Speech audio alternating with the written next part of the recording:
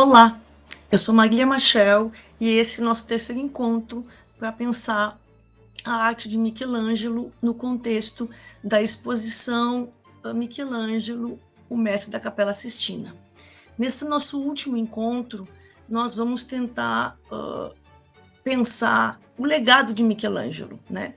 Tentar pensar que importância que a sua obra teve para o período sucessivo, para os estilos sucessivos da arte, né? E o impacto, então, que essa obra, que, em especial, o trabalho que ele fez na Capela Sistina e os outros trabalhos que ele vai fazer após a Capela Sistina, para a história da arte dos séculos sucessivos. Quando a gente pensa na Capela Sistina, a primeira efeito que a gente vai conseguir visualizar na produção artística humana naqueles anos é perceber como os seus contemporâneos, como, por exemplo, Rafael Zanzio, que a gente já viu, estava ali na mesma época que Michelangelo, apesar de depois ter morrido prematuramente. Rafael vai ser um dos primeiros, então, a imitar, em certa medida, essas formas que o Michelangelo tinha trazido desses modelos clássicos helenísticos, em especial do Laconte, adaptando essas formas da escultura para o afresco, e então criando esse novo referencial visual, digamos assim. Isso vai aparecer logo em seguida, praticamente ainda contemporaneamente, né, a produção da Capela Sistina, nos afrescos que o Rafael vai fazer na Vila Farnesina, em Roma, né? E aqui eu trouxe em particular o Triunfo de Galatea, que desses afrescos é o mais famoso. A gente pode ver, então, nessa corporidade dos seres marinhos, né? E das figuras femininas, as marcas, né, dessa nova estética, digamos assim, que o Michelangelo vai inaugurar no teto da capela, né? A mesma coisa a gente vai encontrar num reflexo direto, assim, nas próprias salas adjacentes à Capela Sistina, dentro do Palácio Vaticano, né? Por exemplo, a gente tem essa sala, né, que é chamada a Sala do Incêndio do Hamburgo, que é uma sala que ficam próximas ali à Capela Sistina, né, que fazem parte desses, digamos, ofícios papais, e nesses lugares onde tem esses escritórios do poder papal, a gente tem essa sala que é dedicada a cenas, né, a celebração, em especial do Papa Leão X, e as cenas associadas a figuras, né, a outros papas que têm o mesmo nome que Leão X. Então, essa cena é do Papa Leão IV, né, é um episódio que aconteceu na Idade Média, e aonde ele teria milagrosamente evitado, né, que Roma tomasse fogo, apesar de ter sido acontecido um incêndio no burgo romano. Então, claramente, essas figuras, por exemplo, que estão aqui em fuga, né, essas figuras das crianças aqui embaixo, ou mesmo essas figuras, por exemplo, contortas, as posições, as figuras, não só a forma, mas também as posições das figuras, denotam, então, essa grande influência imediata, assim, direto, que a pintura do Michelangelo vai ter nesses afrescos produzidos em Roma nessa época, né?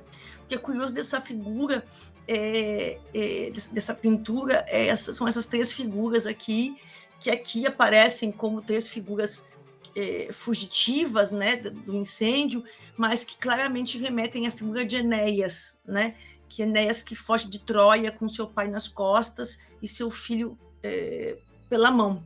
Então, é bem interessante como ele aproveita uma representação típica da tradição clássica e também recoloca ela aqui num outro contexto.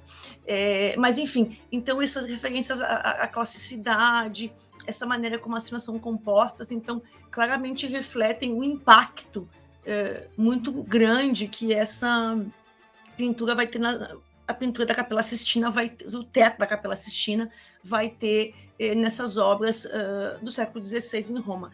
Essa influência na pintura romana, ela vai durar pelo menos pelo menos um século, 90 anos, por exemplo. Eu acho que o último testemunho dessa influência direta do contato que as pessoas tinham com as obras de Michelangelo, depois se inspiravam e transpunham ela para outros espaços, eu acho que a gente pode identificar nos afrescos que o Annibale Carracci fez no Palácio Farnese, em Roma. Como a gente pode ver aqui, nesse detalhe, né, desses afrescos que mostram aqui um triunfo de Bacno e Ariadne, aonde a gente vê essa corporidade muito marcada, essa musculatura muito estriada, né, e esses corpos femininos também bastante musculosos, assim, robustos e musculosos, né, bem diferente, talvez abrindo um caminho para um outro tipo de corporidade que a gente vai ver no Barroco, por exemplo, onde as mulheres vão ser representadas robustas, mas mais flácidas, com mais movimento na carne do que ainda aqui, que a gente está bastante próximo desses referenciais michelangescos, tá? Essa influência, porém, não vai se limitar a Roma, né? Discípulos de Michelangelo, como o próprio Vasari, vai levar esses modelos representativos, por exemplo, para a decoração dos palácios florentinos, os palácios dos Médicis em Florença, né, que agora virou um ducado Médici, e Giulio Romano, que é um outro discípulo de Michelangelo, também vai levar isso, por exemplo, para os palácios de Mantova, que ele vai fazer o Palácio Té, que é um exemplo onde a Sala dos Gigantes, por exemplo, vai remeter também a essas corporidades michelangescas. Outra coisa que isso também vai se refletir na escultura.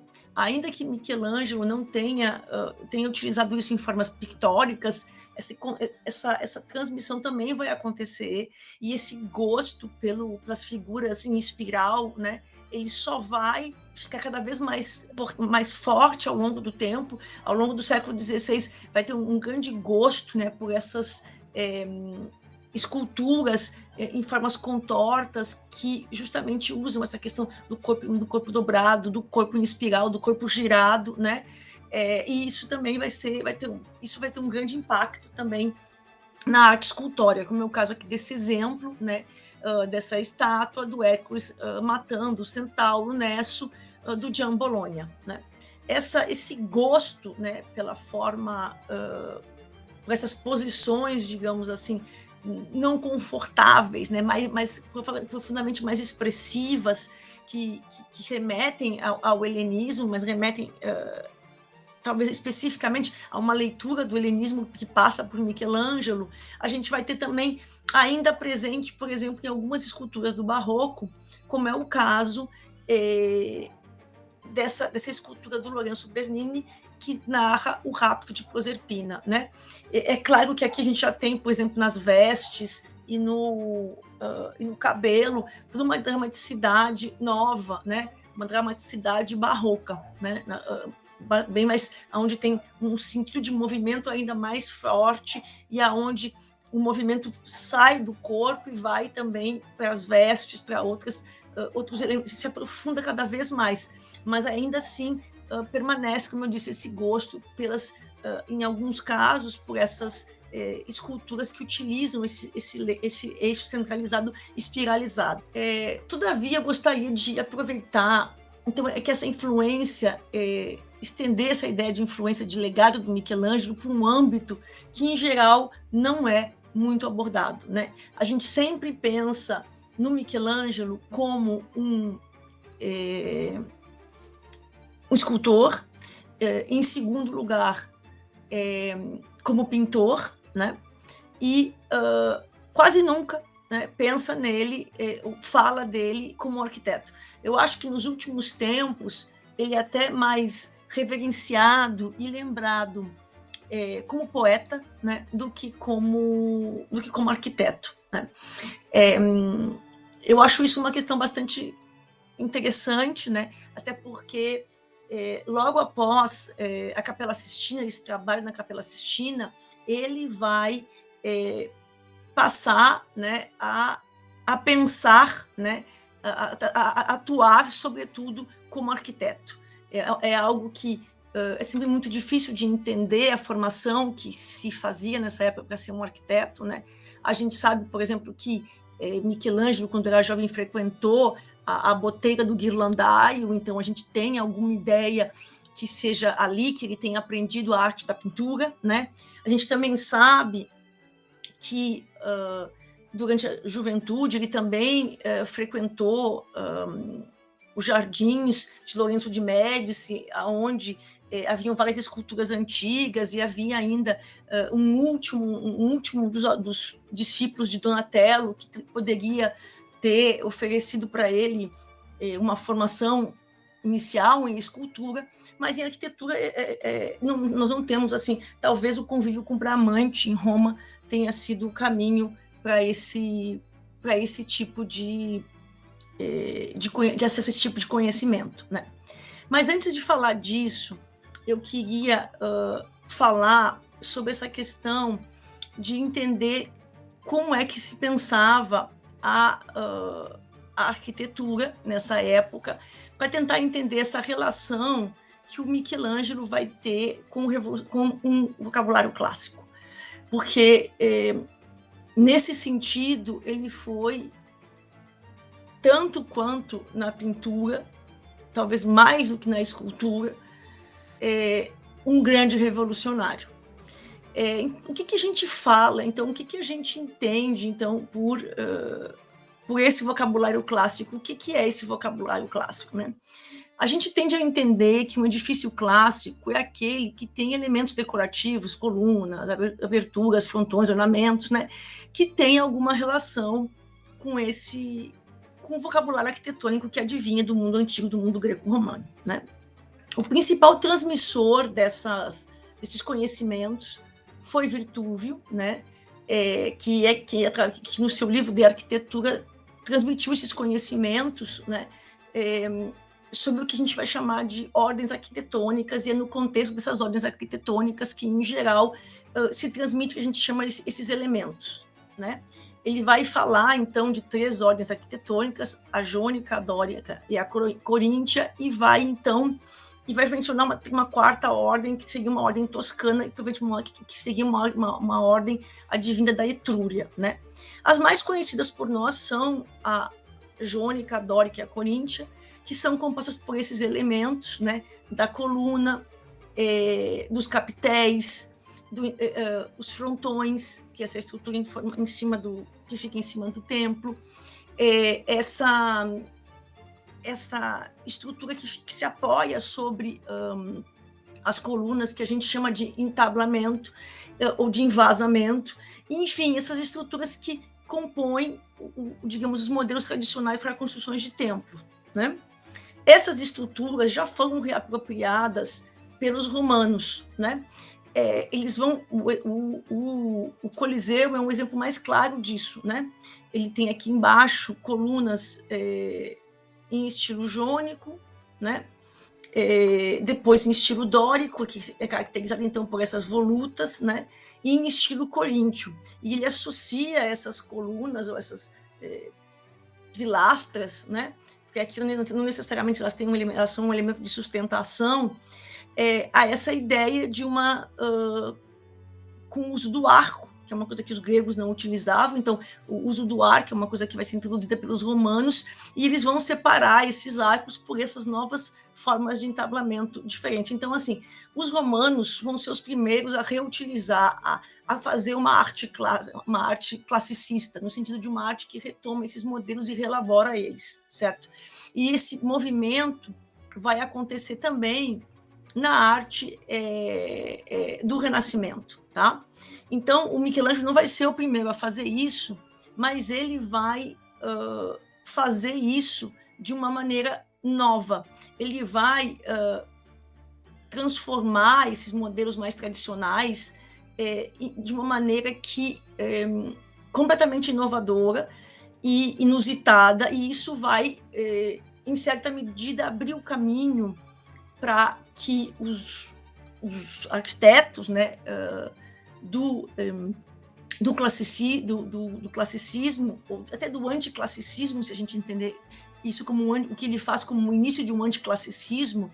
Então, nos períodos sucessivos em que do maneirismo, da arquitetura maneirista, né, caracterizada pela obra do Palladio e pelos seus sucessores, os autores dos grandes tratados de arquitetura da época moderna, eles vão com certeza se dotar, né, de uma grande liberdade diante desse vocabulário, em parte por causa, talvez, da grande liberdade que o Michelangelo foi o primeiro a se dar, né?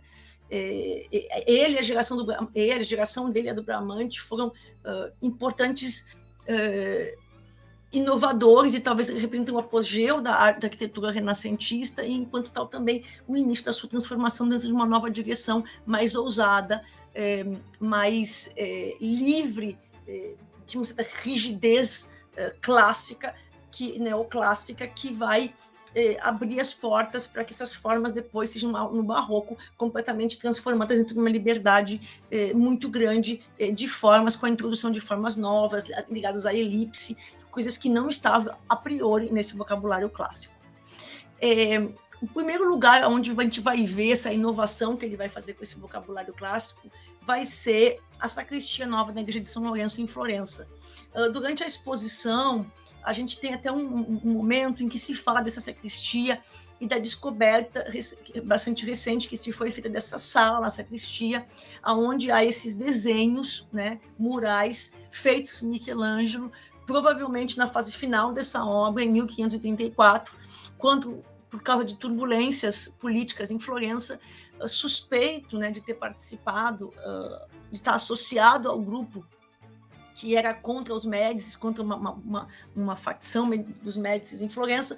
Ele tem que ficar aí escondido alguns meses e teria feito essas pinturas durante esse momento de que usou esse espaço como esconderijo, né?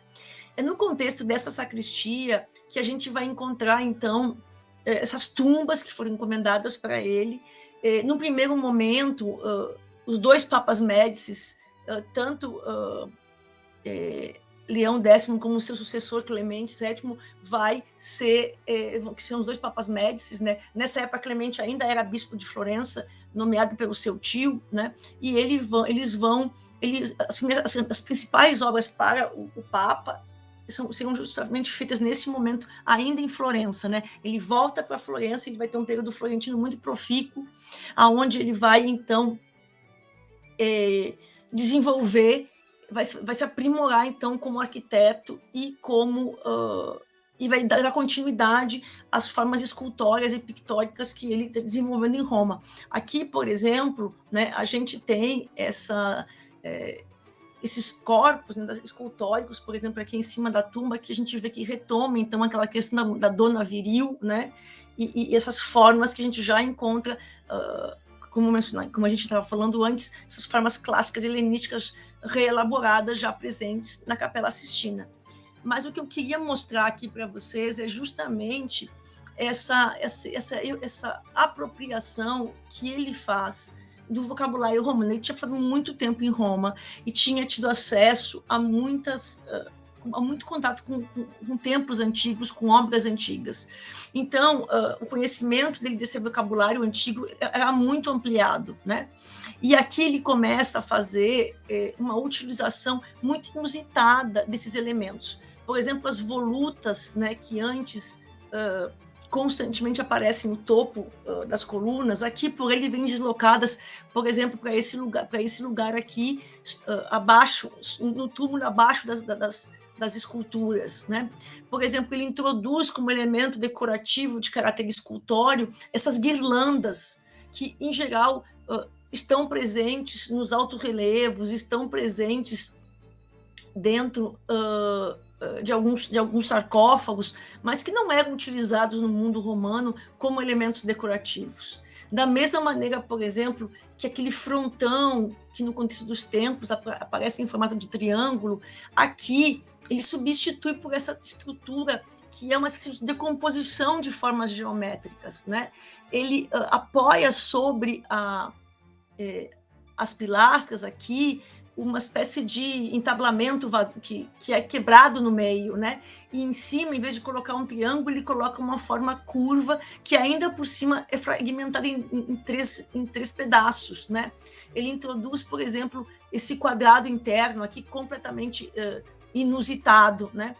E, por exemplo, ainda ele coloca essas meias volutas aqui sobre as portas, coloca elas como uma espécie de sustentáculo para esse entablamento intermediário aqui, e isso ele faz de um modo que nunca ninguém tinha sido feito antes.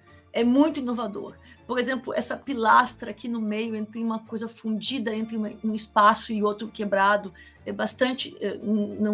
Não se conhecia nada parecido com isso. Então, ele se dá uma liberdade de utilizar esse vocabulário clássico nesse contexto da sacristia de uma maneira muito, muito própria, né? Eu acho que ainda para ver talvez um pouco melhor essa questão dos ângulos, né, como eles eram feitos, de como aqui as volutas aparecem no contexto das portas. Sempre ali próximo ao conjunto de edifícios próximos ao Palácio dos Médicis, em Florença, né? Já no Pontificado de Clemente, ele vai construir essa biblioteca, né? Que é uma das primeiras bibliotecas públicas da Europa, que é a chamada Biblioteca Laurenciana, que tem esse nome em homenagem a Lourenço de Médici, né? E ela é uma biblioteca que foi pensada, como eu vou dizer, que foi pensada como um lugar de frequentação para que os manuscritos da biblioteca do Lourenço pudessem ser disponibilizados, né, para a sociedade, né? E aqui também ele vai fazer combinações, como, por exemplo, esse frontão aqui partido, né?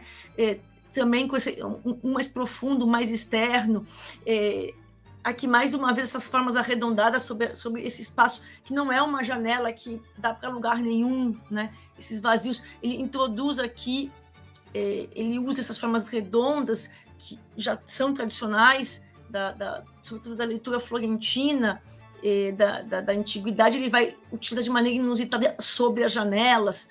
Então, sobretudo, por exemplo, nas escadas, ele vai fazer todo um uso inusitado dessas volutas, né, que advêm dos capitéis jônicos, e aqui você vê, né, no canto também, ele coloca essas colunas. Então, ele vai utilizar, como eu disse, esse vocabulário clássico de um modo completamente novo, completamente inusitado, e isso vai, como eu disse, ser essencial para a abertura das portas do que viria mais adiante, tá?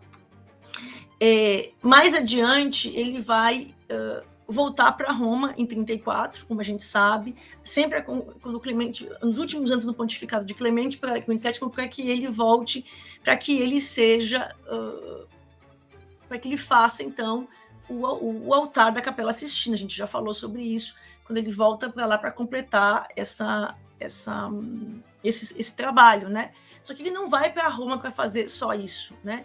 Ele vai para Roma e ele acaba sendo convidado para, enquanto se ocupa disso, né? Ele nunca mais vai deixar Roma, ele vai ficar, então, os últimos 30 anos na sua vida em Roma, em parte, talvez por causa dos desgastes políticos que viveu em Florença, os problemas que teve lá, se afastar um pouco, talvez, da dimensão política, em parte porque havia muitas comitências para ele ali, e ele vai acabar ficando, então, em Roma, nesse período final da vida. E nesse período, ele vai também passar a trabalhar como arquiteto e urbanista, até um certo ponto, dentro da cidade de Roma, tá? Aí ele vai criar uma coisa que a historiografia vai chamar de ordem colossal, que é uma ruptura com essa ideia mais tradicional que a gente vê aqui presente, por exemplo, no clássico do Bramante, que elabora também esse vocabulário clássico, que é um grande elaborador desse vocabulário clássico, mas como vocês podem ver aqui, mesmo em comparação com o que a gente acabou de ver anteriormente, bem mais respeitoso desse vocabulário do que o Michelangelo, ainda que ele misture essa coisa de uma coluna mais grossa, uma coluna quadrada, ele tem um certo grau de liberdade de inovação, é um pouco mais, ele respeita essa estrutura, por exemplo, que tem no Coliseu, né, dos vários entablamentos, e que cada andar tem um entablamento próprio. E o que a gente vai chamar de ordem colossal é justamente algo que o Michelangelo vai conceber na década de 30, né, para esse projeto que ele vai fazer da Praça do Campidoglio, que é a praça que ele vai construir no final da década de 70 para receber as coleções papais e para colocar ali em funcionamento o Senado romano. Tá? Nesse contexto aqui, vai ser colocada no centro dessa praça, pensada por ele, aquela estátua do Marco Aurélio, que a gente mostrou na última aula, que era confundida com a estátua de Constantino, e aonde ela vai ficar durante toda a época moderna, certo? No contexto dessa praça, ele vai conceber esses edifícios que ficam em torno da praça, e aí ele vai criar essas pilastras, né, que rompem o entablamento, que ultrapassam a dimensão de um andar. Né? Aqui elas ocupam 2 andares. E esse uso que ele vai fazer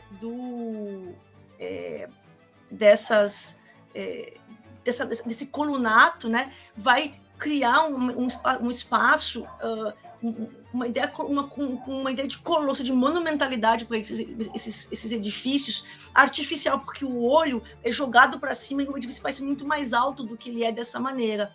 Mas, ao mesmo tempo, ele continua inovando aqui. A gente percebe, por exemplo, nas janelas do palácio, como ele continua utilizando essas técnicas de reelaboração das formas antigas que estavam presentes já na arquitetura que ele coloca, que ele faz, que ele constrói no contexto florentino, tá? Só que aqui ele traz ela do contexto interno, né? Porque a sacristia e o vestíbulo da biblioteca é um contexto internos para um contexto externo, né? Como a gente pode verificar aqui. Nos anos seguintes, né, de uma maneira ainda na década de 40, por ali, ele vai começar a participar, aparentemente, também do canteiro da construção da Basílica de São Pedro. Tá? A gente não tem muito bem documentado isso, é muito mito, há pouca documentação, mas assim, é bastante certo que ele participou em algum momento do pensamento sobre a reconstrução desse prédio, né? Que ela começa lá no início do século XVI com o projeto do Bramante, que é essa estrutura aqui que vocês estão vendo aqui, que se coloca, né, um pouco para trás do que era a antiga Basílica Constantínica, que vocês podem ver aqui, e aqui estão os palácios, né, papais, que a gente falou na primeira aula, onde está a Capela Sistina, certo? Então, o que você tem aqui é o projeto do Bramante, no qual ele vai intervir, tá? Esse é o projeto do Bramante, tá? Que foi feito em 1506, e que, a partir do qual o Michelangelo teria, então, proposto uma extensão, né, para frente, né, digamos, não seria mais centrada, assim, né, só, digamos, todos os lados iguais, mas teria essa puxada para frente, né, que é um pouco o que está na base do modelo depois que vai sempre empregar. Se a gente olhar aqui, por exemplo, a São Pedro de cima, né, a gente consegue perceber como aqui a gente tem justamente a estrutura que o Bramante fez, né, e essa parte aqui que teria sido pensada pelo Michelangelo, e depois, mais à frente, as adições feitas pelos outros arquitetos que, ao longo do século XVII, construíram essa obra até chegar no Bernini, que é quem vai fazer a praça. Né? Esses projetos, né, a construção da Basílica de São Pedro é muito longa, então a gente tem a chance os arquitetos têm chance de discutir, de remodelar, tá? que ela vai acabar sendo dessa maneira depois, né? Vocês podem perceber como isso é uma extensão, que essa de hoje, do que foi esse projeto inicial passado pelo Bramante e depois, digamos, repensado pelo próprio Michelangelo. O que é interessante aqui, justamente, é de como ele vai, então, inserir no contexto de São Pedro essa ordem monumental. Aqui em São Pedro, ele vai utilizar justamente isso, essas colunas que permitem que que ocupam aqui 3 andares, né? Uma mesma pilastra, uma mesma coluna que não mais que supera essas divisões tradicionais do entablamento e criam então uma arquitetura que tem um efeito visual, que tem essa coisa de jogar o olhar para cima, que abre as portas, nesse caso, para uma arquitetura mais monumental que vai caracterizar, digamos, toda a arquitetura romana dos séculos sucessivos, certo? Então, e além disso, há um certo debate sobre isso, mas tem alguns desenhos que fazem pensar que ele foi quem projetou a cúpula da catedral, né? A gente tem alguns desenhos que mostram a construção dessa parte inferior aqui, né, que sustenta a cúpula ainda no século XVI, mas alguns desenhos apontam, então, que a proposta da cúpula, como a gente tem hoje, teria saído da mente do Michelangelo. Então, assim, nesse sentido, se isso é verdadeiro, né, acredita-se que sim, eu acho que o maior símbolo de Roma hoje é a cúpula de São Pedro, e isso também a gente deve ao gênio de Michelangelo, né? Michelangelo vai morrer no mês de fevereiro de 1564. Nesse mês, né, acaba, né, a grande parábola da relação dele com Roma, que começa lá no final do século XV, quando ele vai a Roma para fazer a Pietà, né, que hoje está em São Pedro, mas não foi feita para estar ali onde ela está, ele foi para fazer essa encomenda de um cardeal francês, e ele faz essa obra. Depois ele volta, depois ele vem de novo para fazer o túmulo de Júlio, no qual ele vai trabalhar durante todo esse período, assim, e não vai conseguir concluir, vai ser o grande fracasso, talvez, da vida dele, essa questão do túmulo do Júlio II. E então ele essas indas e vindas entre Florença e entre Roma vai fazer com que, na verdade, nas duas cidades ele deixe uma marca indelével que se encerra, então, no ano de 64. O que é curioso é que nesse ano, um mês antes, nesse intervalo também ele vai fazer as pinturas do juízo final, né? Essas pinturas vão ficar intactas, digamos assim, durante os últimos 30 anos da vida dele, mas um mês antes, praticamente antes dele vir a falecer, né, com quase 90 anos, uma idade inacreditável para aquela época, né, muitas poucas pessoas, hoje dificilmente se vive tanto, naquela época mais ainda, né, ele vai faltando um mês para a morte dele, o Concílio de Trento, que estava em curso, então ele vai debater muito essa questão das imagens e esse debate sobre as imagens que vai ser gerado pela Reforma Protestante, porque a Reforma Protestante ela vai dizer que é idolatria você cultuar as imagens, né? E essa abordagem protestante vai em conta toda a tradição romana e toda a tradição medieval que a Igreja Católica havia construído para si, né? Todos os discursos sobre a importância do culto às imagens e do uso didático das imagens, que vai ser desenvolvida lá no século V por Gregório I e que vai depois ser retomada e rediscutida, volta de novo à tona aqui, só que agora há uma preocupação muito grande com o que vai chamar nessa época, tirando uma expressão que vem do próprio Vitrúvio, com o decoro das imagens, que essas imagens elas correspondam, elas sejam aceitáveis, elas sejam preocupadas com a forma que essas imagens representam esses santos, ou representam as temáticas religiosas. E isso vai fazer com que pela primeira vez, talvez, a gente passe a ter uma censura das imagens feitas pela instituição católica, que vai se preocupar em controlar as imagens que ela produz, né? E às vezes que ela produziu. E o juízo final, por estar ali, né, no centro da cristandade, vai ser talvez a primeira obra a ser censurada por esse concílio, dando início a uma tradução de contenção da produção artística, de que a produção artística não é mais livre, ela vai ser pensada e vai ter que lidar sempre com a questão da censura a partir de então, né? Esse é o primeiro de tantos casos, como a gente vai ver, por exemplo, do Anjo do Caravaggio, que também vai ser censurado. A gente vai ter uma pintura profundamente sensualizada, marcada por uma sensualidade muito grande, uma força expressiva muito grande que vai ter, por exemplo, na arte barroca, mas ao mesmo tempo essa mesma arte vai ter ao mesmo tempo ser a arte que mais está preocupada com a censura e o controle das imagens. Então, um mês antes, ele vai ficar sabendo dessa que é o concílio que vai proibir, vai pedir, né, que o juízo final seja uma obra censurada, né? Um ano depois que ele morre, finalmente, então, Daniele da Volterra, que era um dos seus discípulos mais queridos no final da sua vida, mais próximo deles, vai, então, cobrir, né, uma série de imagens com folhas de figo, no caso de Adão, ou com planejamentos, né, no caso dos santos, né, mas, sobretudo, as figuras mais polêmicas vão ser de São Viádio e de Santa Catarina, né, que na pintura de Michelangelo ela estava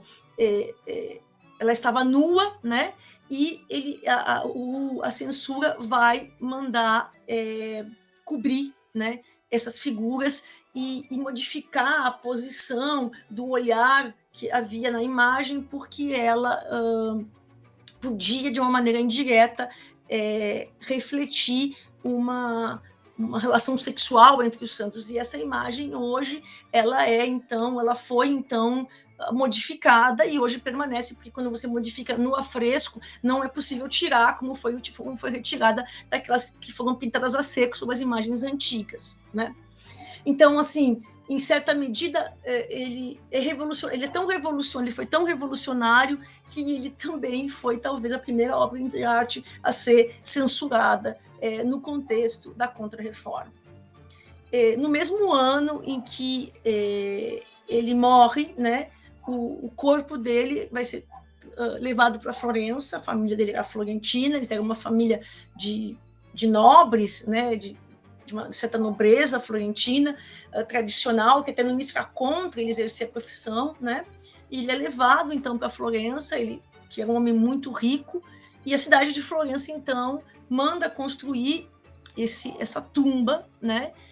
Que hoje se encontra na igreja de Santa Croce, em Florença, e a tumba que vai receber, então, o corpo de Michelangelo, e nessa tumba, então, ele vai ser celebrado, né, por essas 3 figuras femininas aqui, que estão tristes, né, com a sua partida, que representam as 3 artes do desenho em que ele foi um grande mestre, né? Pintura, escultura e arquitetura, né? Ele morre, então, reconhecido, né?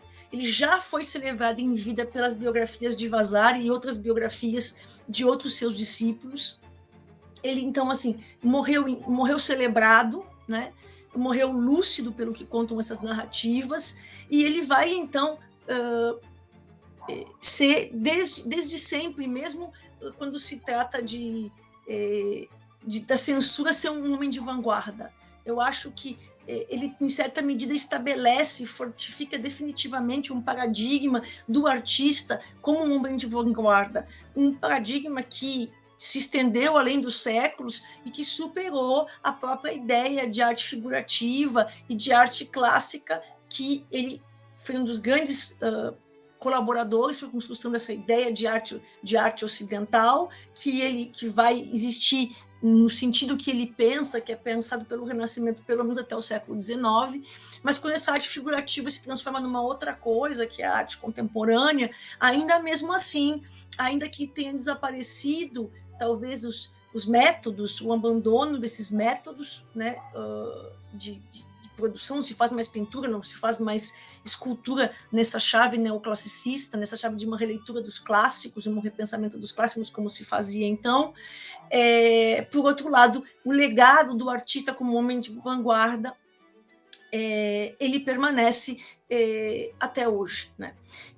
Hoje, a gente, com o passar do tempo, pode voltar para trás, né, e pensar esse legado do Michelangelo de uma nova maneira. Então, através de novos documentos, de novas fontes, a Casa Buonarroti, que cedeu uma série de imagens que são usadas na exposição, né? É um grande centro de estudos onde estão lá conservados os desenhos deles, que eram desenhos muito pequenos, e é muito curioso que você vê os desenhos pequenos para fazer essas peças gigantescas, né? De como ele fazia, para a gente pensar de como foi essa transposição, né?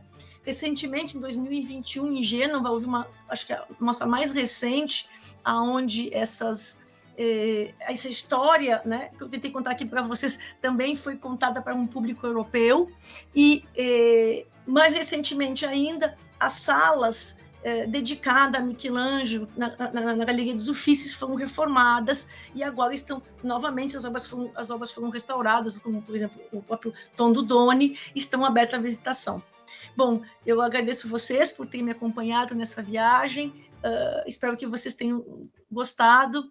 Muito obrigada, boa noite.